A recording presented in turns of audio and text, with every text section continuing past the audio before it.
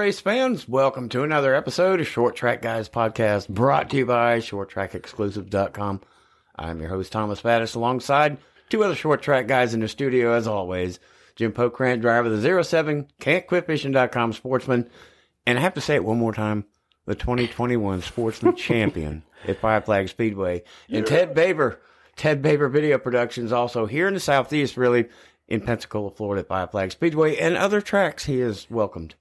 What's up, guys? What's going on? What's happening? Well, we've had a cleanup in a review for the Snowball Derby, and I still have fuel and like memories coming through my head and running out of my ears from last weekend. It was such an awesome time. What a great race it was. But we had one that was not completed and didn't get done until this past weekend, and that was the Outlaw Series. And wow, did they put on a show? Yes, they did. Yeah, pretty big crash on the first lap. That was awful. Yeah, took out quite a few cars. But yeah, I think 11 were involved. 9 were completely out of the race. I went by the number 19 pits. He hadn't seen the car yet. he said, we're going to evaluate it when it gets here. I was standing where I could see the car and I could see them. I saw the car come around the corner. I looked over them and went, you ain't putting that. It bent the frame right behind the right front rear A-arm mount, and they're going to have to pull it in order to get it straightened out. But you don't pull those. You send them to the jig and get them fixed. Those are expensive kind of cars. They ain't like our junk. You just tie them between two trees, and that's close enough. We get the front end set, and we'll be back racing next week. Yeah, they had 33 outlaws. And Jim, while we're just on this outlaw thing, and we're going to get right into that Sportsman Plan stable coming up for 2023 in just a second, right after this. Mm-hmm. But explain to our listeners what the Outlaw Series in the cars, as far as the specifications go, what that's all about.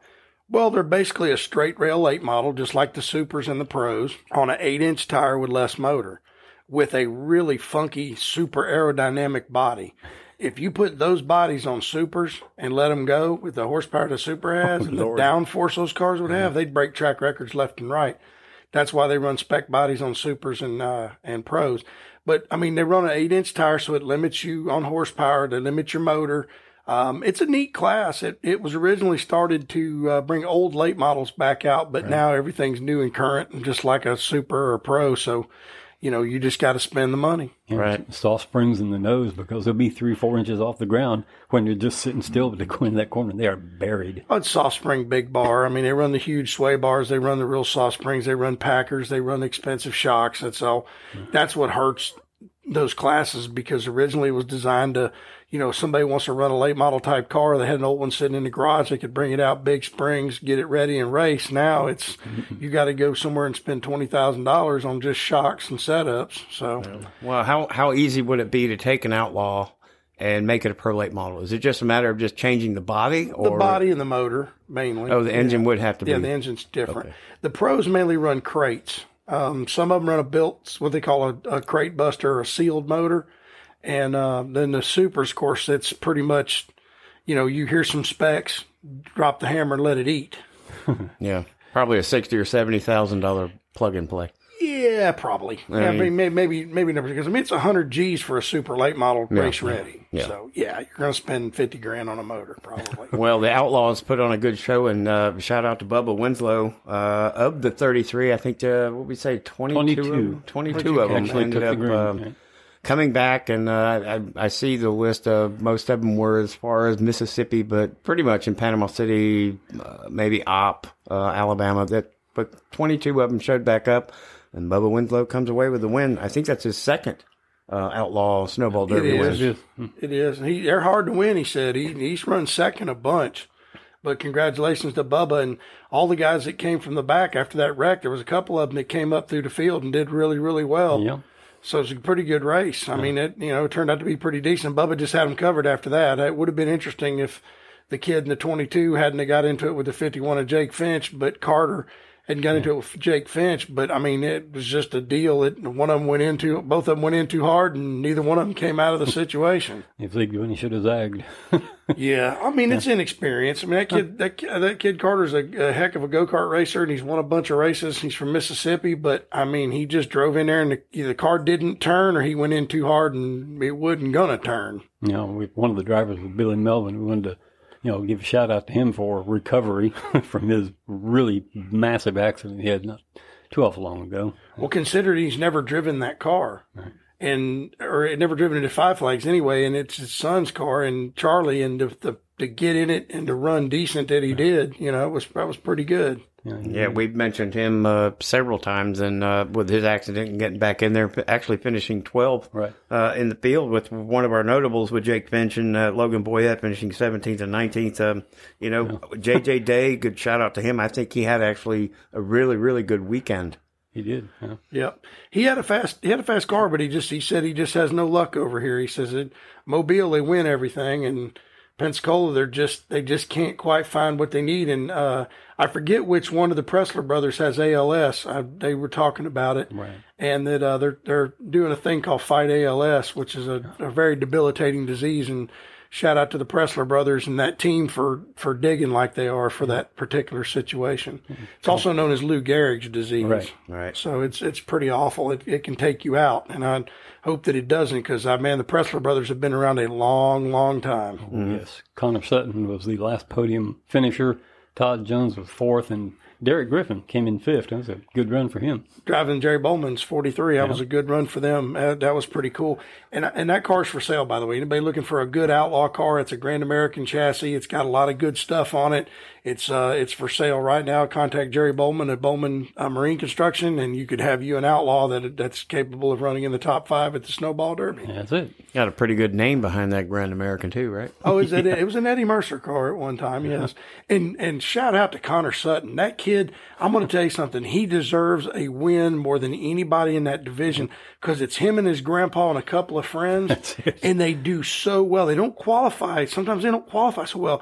But, man, at the end of the night, he's in the top 5 almost every single race, man. Shout out to him and his grandpa for the hard work they put in, and hope and pray that they finally get a good feature win. Oh, yeah.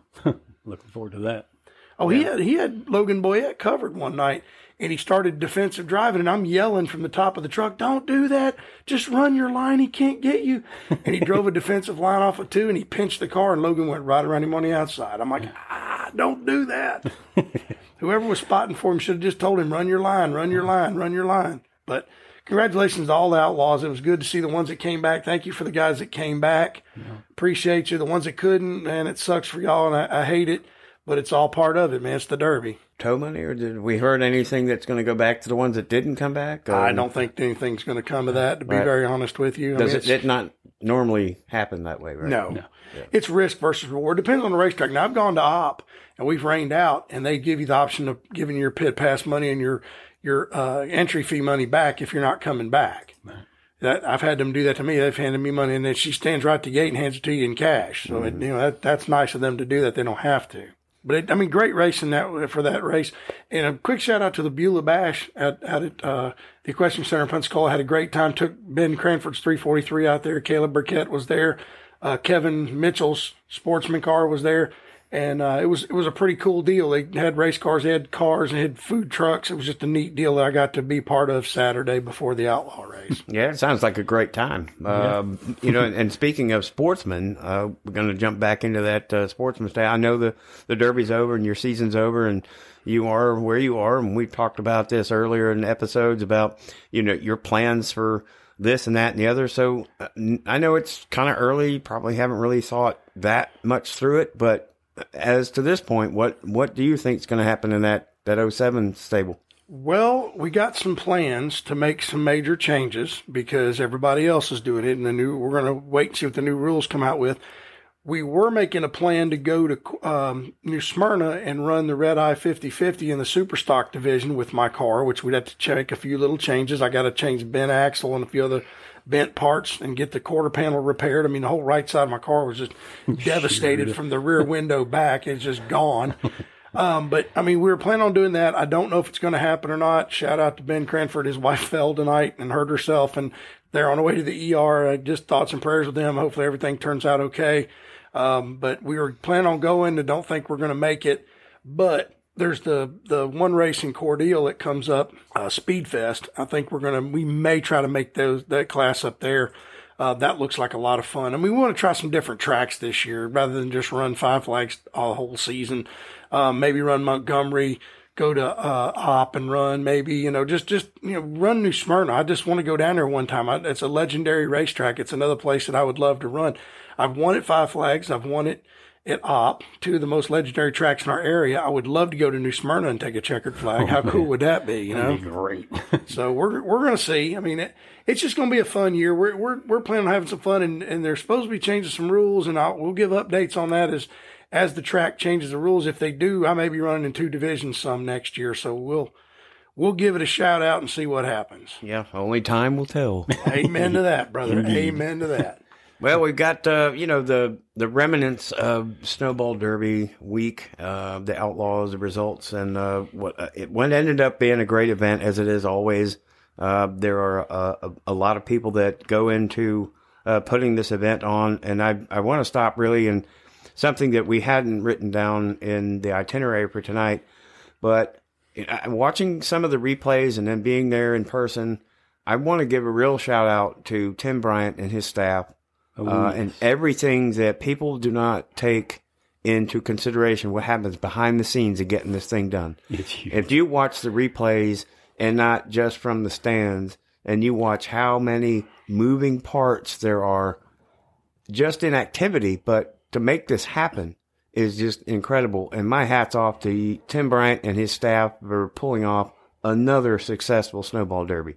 Oh, absolutely. I mean, you got to consider all the guys from Ed and Tina and everybody that works in there in the stands, the people they had directing traffic. Can you imagine how tough that job is to have to watch this pit lane. Where are you going, dummy? You can't go that way. Go this way. We had traffic cops basically the whole weekend pointing people in the right direction because, you got late models practicing. You got our cars trying to get lined up for practice or going to tech, and it was a nightmare. But man, they worked it out really well this year. And shout out also on Sunday for parking the guys that are going to park in the infield. Like I drove my personal truck down in the infield for the big race on Sunday and stood on my truck and watched the race, so you can see everything. So it's cool. You're not crammed in the grandstands. You can bring food. You can hang out. And they parked everybody at the fairgrounds, had us all in a nice, neat line, and then they just brought us down and pulled us in, parked us. It was the smoothest it's been. I just think whoever come up with that idea was a genius as far as I'm concerned. Mm-hmm. And parking our cars on Wednesday night was another great idea that I really think worked out well. Right. And it was just a good all around everything. What do you think, Ted? I think it's like juggling chainsaws, trying to get everybody happy. You ain't gonna make everybody happy. And everybody's not going to be happy. But if you can kind of smooth the waters a little bit and make everybody at least where they're not so irritated they want to bite your head off or something, even though that happens too. Oh God, I couldn't be Tim Brown on that weekend. I can't imagine the stress level. Well, bathroom breaking or this happening. And somebody who was helping with the bathrooms told me that they will never do that again because he said, I have never seen the more nasty people break toilets or poop on a wall. Or, I know you're laughing. I know it's inappropriate, I guess, but just saying it's another part of the situation I'm trying to bring in that, you don't think about keeping the bathrooms clean. Cause my ex-girlfriend used to clean the bathrooms out there and she used to tell me all kinds of stories but they actually got compliments on when she did the bathrooms, how clean they were and how nice they were. And that's another thought of it. Because the boyette toilets, those are great. But when you're in the grandstands, there ain't no boyette toilets. You got to go in the bathroom. Yeah. And there's just some people out there that are just uncouth, nasty folk. That's all I can tell you. That just comes from experience. But it's just the whole, to coordinate all of that, the food, the parking, the everything. Tim and them did a great job this year. And one of the best derbies I can remember, as far as the number of cars, the amount of drivers, everything was just great. The only hiccup was the outlaw race and the drying the track in. And I have to say that I can't blame all that on Tim. He brought in a safety crew and those guys weren't going to let the track go, and it was dry enough, and they could have raced. 4.5 hours dry the track when normally we can do it in 2 with just dragging tires, and we would have been racing. An outlaw race would have happened. So I think that's about the only thing that he really probably regrets is not going. Okay, guys, that's enough. Get off the racetrack. We're going racing. Go. Yeah. Speaking of people that work there, Daryl Faust, my other shooter, he does the tire hustling. He was busting his tail. Oh, I imagine. And the tire barn, the tire area, oh Lord, those guys are just hustling. Thursday night when we were down where we were, I could see him. He was hauling tires in and out just constantly, man. They had him running like a chicken with his head cut off. Yeah, well, that whole entire staff, the whole week, and I can't imagine, we talk about short track turnaround. Right. The Derby's over. It's the biggest, most prestigious short track race in America, and everybody knows it. It's a short track Super Bowl. But at the beginning of the year, it's 2 weeks, 3 weeks, and here we're back at it talking about another race here a week or two later. Yeah. And we're going to get into some that happened after the Snowball Derby week was over. But it's a very short turnaround. And the same goes for the staff out there getting ready for the 56th annual. I guarantee you there's somebody in there that is working on something to go with next year. So, Oh, absolutely. It's incredible, the moving parts that they put together and to pull it off that weekend with that many people, that many vehicles, with the law enforcement involved in the city and this and that. Yeah. It's just incredible how they pull it off. Yeah. And my hat's off to that whole entire staff. Oh, absolutely, dude. I'm on board 100% with that. Great job, guys. Every one of you. Yeah. Clap, clap, clap. Yep, exactly. Exactly. Yeah.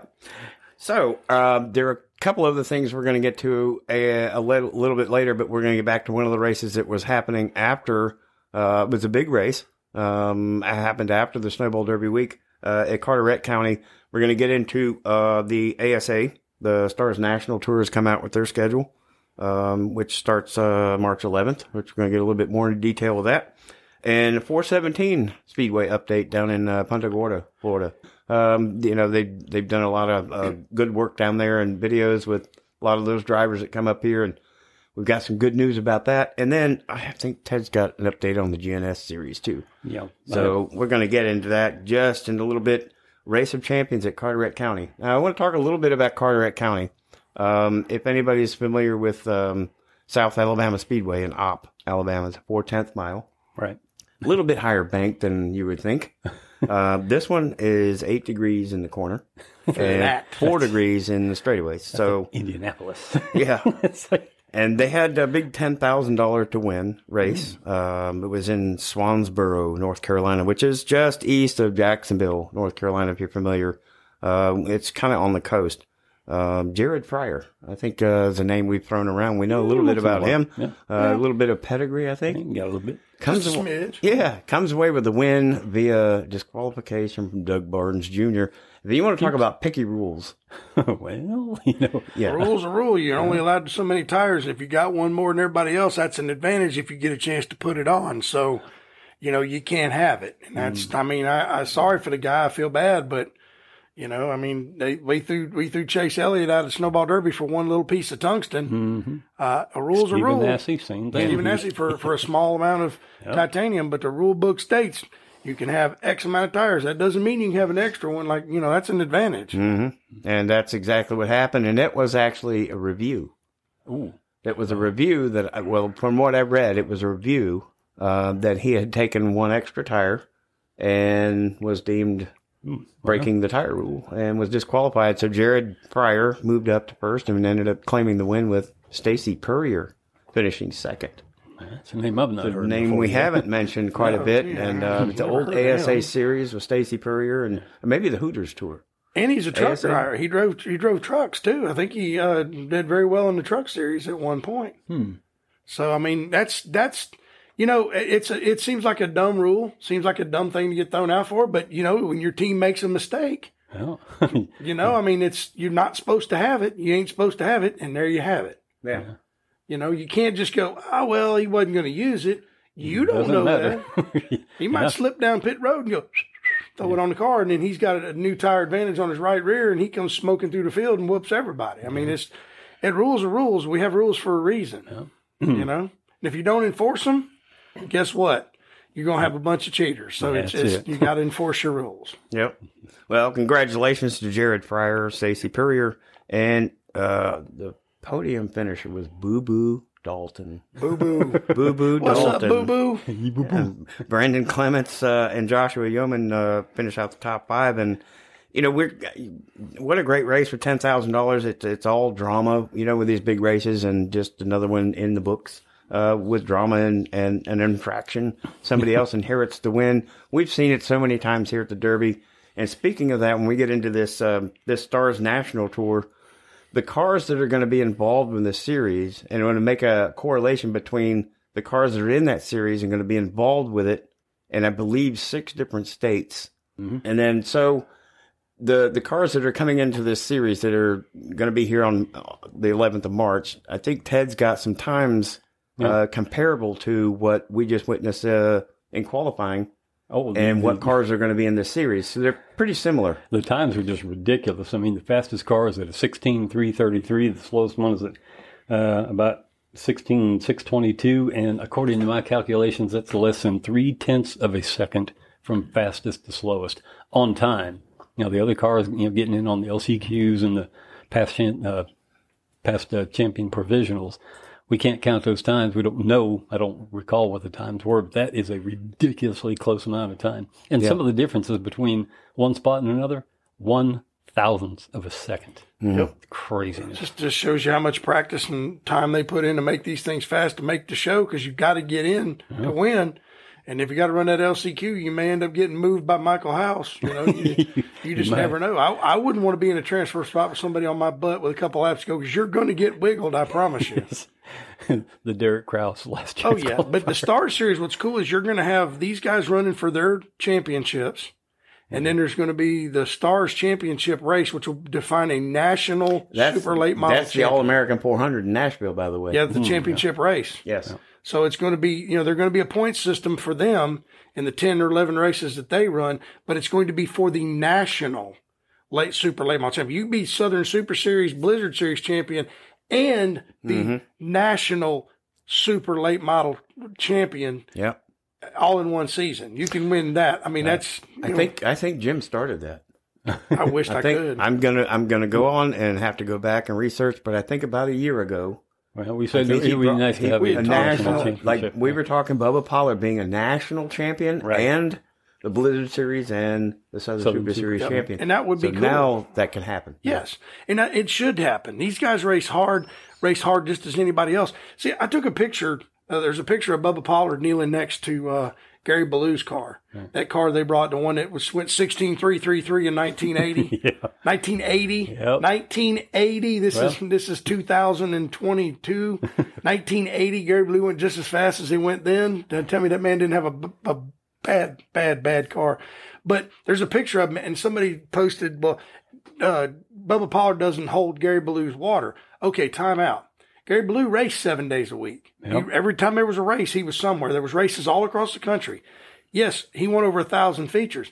Bubba's won a lot, but Bubba runs a lot less than what Gary Ballou did back then. Mm. You see what I'm saying? That's why you can't compare the two. They're both GOATs. They're the greatest of all time as far as I'm concerned, both of them. Because Gary Ballou, anytime he went somewhere, he won. I mean, my first Snowball Derby is who he won in that car that they had out there. So that's a big memory for me, watching that car win the race. And plus, like I said, he qualified just as fast as the modern cars with all this fancy stuff back then. And he's running, basically a stock stub Camaro, because they were stock stubs back then. And he went just as fast as, so you tell me that the technology, doesn't catch up. But, I mean, to be able to have somebody like Bubba Pollard or Travis Quapple or Carson Quapple, and these guys run for a national championship. I mean, they can hold their head up and say, I am national champion. I'm not Southern Super Series or CRA champion or Midwest Tour champion. I am the national super late model champion in America. I'm the top dog. Mm. And the other tracks are run after Five Flags on May the 7th. They got Madison International. It's the Joe Shear Classic. That'll be one there. The 16th, North Wilkesboro, NASCAR All-Star Weekend. Now, Hickory Motor Speedway, they're TBA on their date when they're going to run that race. July 11th, Slinger, for crying out loud. Now, Anderson Speedway on the 15th. Wisconsin International, the Gandrud Auto Group 250 on August the 1st. Toledo Speedway, the Glass City 200 on September 16th. Winchester, the Winchester 400 on October 15th. And then they finish it up at Nashville, like we talked about, on November 5th with the All-American 400. Whoa. What a schedule. I mean, those races alone, winning those races alone makes you a GOAT. Yeah. And you could win them and, oh, wow, that's going to be something we're definitely going to keep an eye on for sure. Yeah. And I'm sure our boy Bubba's going to run for it, and I hope he gets it. You know, him or somebody like Nasty. How cool would that be to have somebody, even better would be the 18 car. You know what I'm talking about. Yeah. Robbins. Yeah, Hunter Robbins. Sorry, Hunter. I didn't mean to, I just drew a blank, buddy. I'm sorry. But imagine Hunter Robbins from Pensacola, Florida, winning that. How cool would that be to bring that back home? You know what I'm saying? Yes. I mean, it's going to be big, and it's with ASA, which is really cool that they're coming back. Right. Because it used to be ASA All Pro, and there was only like 4 big late model team series back then that you ran, the ACT Tour and a few other ones. That was cool. But now you're going to be a national champion. Consolidated championship. And it won't be just your local region championship. It's going to be guys from over here, guys from over there, and the best in the business. Right. Ty Majeski and guys like that. It's going to be incredible, dude. Guys, I can't wait to watch this. It's going to be bad to the Derek bone. will be able to get involved in this one if he can find a ride before that happens. Yeah, well, he's out at Campbell. They're selling everything. Who knows? He may come up with the money to buy everything. You never know. He's got some good sponsorship. So it could possibly happen. But I mean, we need to plan a trip to the All-American 400 for that. I think that would be a race all 3 of us need to go to. Oh, yes. I would imagine the planning for his career started the day after he won the Derby. Oh, yeah, and they're revamping Nashville, too, so they're going to make that place even a show place, and it's going to be even nicer. NASCAR's putting some money in there, too, so it's going to be even better when they do it. But then all those guys come to the Snowball Derby, and once again, we have another bad race in December where the biggest and the baddest get after it. You know what I mean? So it's going to be, next year's going to be exciting for super late models. Oh, yes. Yeah. Man, I think that race has been put on our dumpster for a long time now. At least 6 or 8 months. I'm sure it's at the bottom. You kidding me? There's somebody been piled on top of that damn It's in thing. there somewhere. It's like a toy chest or something. You open it up and there's toys everywhere. We just, we throw them all in there. But all it is a little bit of money and a hotel room and a thing, or hell, rent a camper. Yeah. We could rent a camper and go up there. I ain't above sleeping in a camper. And to think we started with a bucket. Yep. Now we've got a dumpster. So All-American 400's in there somewhere. Yep. And I think for this first Stars race, I think it would be really cool if we went. So let's figure that out. Yeah, that's going to be March 11th here at Five Flag Speedway in Pensacola. Their first race, their inaugural season for that Stars Tour. We look forward to that. It's going to be a 200-lapper. So that's a big, I don't know if we have a list of locals that are going to be in that. I think it's just that race. And then the ARCA is 2 weeks after that on the 25th. So we'll keep you posted if they add a local class or two or a local event, for that weekend. We will keep you posted, but I mean, it is December still. Yeah. We're talking March. I also want to bring up the SRX series. I know everybody has been, real, attentive to the SRX series on CBS on Saturday night. ESPN has come up with this deal. They're going to put it on Thursday and bring back Thursday Night Thunder. They're going to go 6 races starting in July, I think the 13th of July. They're going to run 6 races like you would normally see, albeit not CBS. It's going to be ESPN now. But the SRX series will be back in action next year. So, with that being said, we've got some good news, and we've preached this before in episodes about saving short tracks, supporting your short tracks. And we've got to go down to South Florida in Punta Gorda to 417, and it looks like that there's going to be some survival there in that track. Yeah, that's awesome. Well, they were going to close it. Somebody was going to come in and make an entertainment venue, and they were going to tear the racetrack down. Well, that deal has kind of changed. It's not 100% yet, but it really looks like they're going to keep the racetrack. Yeah, that's great. And it's going to be leased to someone. I don't know who, but they'll run races there. They should. I mean, that place is packed out every time it's open. So it's not like it's not making money. If you want to have an entertainment venue, I don't have a problem with that. Right. Put it in the middle of the damn racetrack. Yep. Then you can put people in the grandstands to watch the entertainment and have big screens and do all that stuff, but leave the racetrack alone, because there's racetracks right now. The Fun Factory that, I can't think of the guy's name who owns it right now. Cletus McFarland. He bought Bradenton Speedway, which they're going to do a Wheelman Series race there, along with some street stocks coming up sometime this beginning of this next season. And they're going to run. They run a really cool. They call it the Danger Ranger race. It's Ford Rangers for 100 laps, and then they do a Crown Vic race, and they run through the infield and stuff. It's a cool race, but that racetrack, the zoning board of that county is going to let them rezone some property right next door for housing. So these developers are going to come in and build a bunch of houses. What do you think's going to happen when these people pay $300,000 for a house? Yeah. And they're going to be at the board, the county board. No, I bought this house for $300,000. It's ridiculous. Did you see a racetrack there before you moved in? Yeah. Well, the idiots that develop it don't care because they've got enough money that they can go to the county review board and go, "Hey, Mr. So-and-so, you want to get reelected? Here's $100,000. Take care of us." And then the racetrack closes. Right. I mean, at Five Lakes Speedway, there's a subdivision being built right down the road, and there's right next door, there's a bunch of empty properties. Been there for years, and the guy will not sell it. He's holding on to it, praying that the racetrack closes. And I mean, he's probably going to be 1 foot on the banana peel, one in the grave when it finally does sell one day, and he won't be able to enjoy the money. But the point is, leave racetracks alone. They've been there before you were. Southern Raceway is another one here in Milton. They had to go to a curfew because people around there cried and whined about the noise until they have an 11 o'clock curfew. They have to be shut down by 11 o'clock. That's the same thing with an airport. You move in next to an airport and you complain about the noise, or a military base.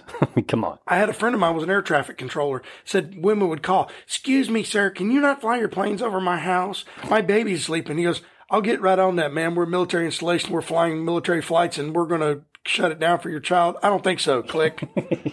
Well, we've obviously mentioned that basically when we got started about saving short tracks, and Jim has spent I don't know how many episodes saying get up off your butt and get to the racetrack and support the local racetracks, and it's good news to hear that 417 is not going away in the way we anticipated and what we got news from. And speaking of those series that we're all talking about, I think we've got a Grand National series that we've got some updates on too with Ted. A little bit of an update. They've added 3 tracks to their season this year. The only ones that we know of right now are Dominion Raceway, Jennerstown Speedway, and Rockingham. Oh yeah, The Rock. The Rock. Well, you know what's cool? That's a series that you can take an old ARCA car, an old Cup car, an old Busch Grand National car, put it together, and go race. And there's a lot of them laying around. Oh, yeah, a whole bunch. A whole bunch of them. You could have a heck of a series with those cars. I said that a while back. I think I brought it up last year sometime about, what somebody would do with those cars because they're just sitting. I see them all the time for sale in different racing magazines. They're just sitting there, this is a, whatever Buick, that's brakes and all and whatever. But I mean, that's a cool idea. It's a great concept, and I hope it takes off. And stay on the short tracks. Yes, keep them open and add new classes to the ones that are open. Yeah, I mean, you could do like a Grand National ARCA class and then maybe a Cup type of deal. I mean, it's a pretty good idea. I like it. And somebody we've been thinking about, DJ Vanderlee. Oh, yes. Got injured real bad in that little mini micro sprint crash and broke his neck. And we have a thing here where you can donate, and they need your help. They really do. We're going to do it ourselves, I'm sure. Oh, yeah. But, VDL Strong, we just got to stay with them. Their family, a lot of people don't realize how severely injured he really is. I know everybody's been talking, and they're hopeful, and we all pray that he gets better, but he's hurt pretty bad. It's MRO.com/donate. If you could do that and help the Vanderlee family, us as short track guys would appreciate it because we watched DJ Vanderlee race when he was a lonely late model driver and almost beat Chase Elliott for the Snowball Derby one year. I mean, that kid is a really good race car driver, and our thoughts and prayers are with his family. His dad builds the best carburetors in the business. I don't care what anybody says. I own one of them, and I'll never go to anybody else to build my carburetors. Dan Vanderlee's the best there is in the business. If you happen to want to see that race, I've got it on Circle Chaser on YouTube. The last 5 laps of it. It was an outstanding race. DJ led 4 of the 5. Just didn't lead the most important one. No, of course, Chase moved him a little in 3 and 4. He got in that door and kind of went, "Excuse me, coming through." But But it goes back to the old adage: 8 tires stick better than 4. Right. So you wanna go over that address one more time before we Sure. we do our sign off? It's the letter GO number 2 MRO.com/donate. Yes. All right. But please give what you can. If it's $1, anything helps them. I know their families they're hurting. Rehab's going to be expensive. Oh man, and I know that Stuart Haas is stepping up because that's who he worked for as an engineer. Right. They're stepping forward and helping him a lot. They said they're with him to the end. That's kudos on those guys for doing that. And just keep that family in your thoughts and prayers, man, because they're really going to go through a lot, and we're hoping and praying that things get better for them. Speaking of thoughts and prayers, we also have to send some out to the folks in New Orleans because they are getting their backside hammered by some really bad weather right now. Yeah, it's a pretty rough deal. We got some of that coming our way. As a matter of fact, probably in the next hour, we're going to be in the middle of that stuff. So, In the soup. yeah, so we're going to wrap this up and then see where we go from there. But I'm telling you, that weather's bad. Very. Well, everybody be safe. Thank you for listening. Your support is our motivation, as we've been speaking of throughout the episodes. And guys, it's always a pleasure to get you in the studio and talk short track racing. And I think this it is a wrap, Yes. Jim said. And we've got just one more thing before we... That little thing we do. Yep. Ted? 1, 2, 3. Let's go, Brandon. Good night, everybody. Good night. Thanks for listening.